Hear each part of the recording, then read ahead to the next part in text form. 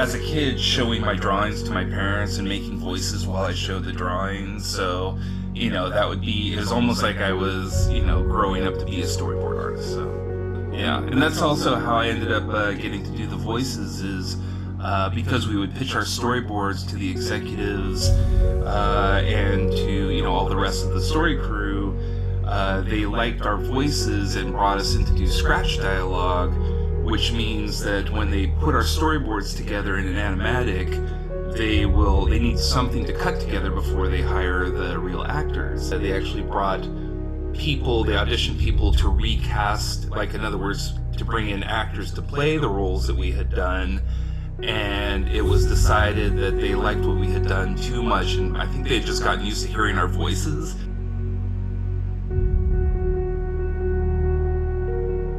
He started with the Scottish accent, and then it was decided that it was too thick and maybe people wouldn't be able to understand. So they had Mike Myers go through and record the whole film with just his regular voice. And then it was felt like, no, there was something better, but so he had to go back and take the Scottish that he had done. So they were like, is there any way that you can soften that some? So he came up with an in-between version of kind of softening the accent so you could understand the words a little clearer.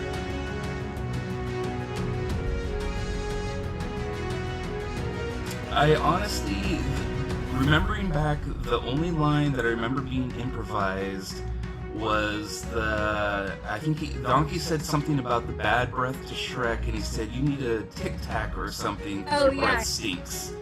So that line specifically was never storyboarded, never came up.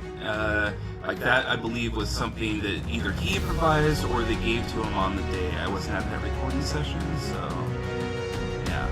But I know for sure that was something that was not in the script or in the storyboard. So.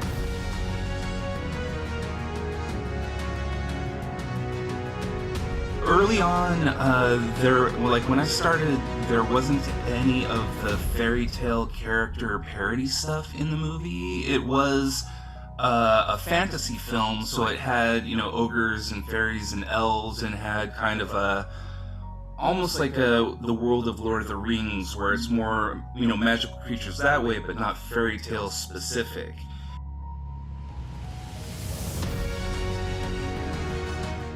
For Dreamworks, I think their first CG film aside from the co-production with Ants, so it was also interesting that, we were asked to storyboard things that, knowing what the computer could do. And at the time, you couldn't have a character land in water because it just, the impact of something hitting water and computer, it wouldn't disperse the right way or something. And so when he jumps into the mud, it's done with cuts, so you don't actually see like characters landing in water. We had to figure out ways to cut around those impacts, because you could show a character waist deep because they were already in the water, so to speak, so you could figure out how to place them in the water.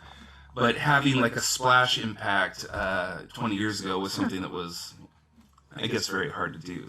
I guess you're probably the perfect person to ask this.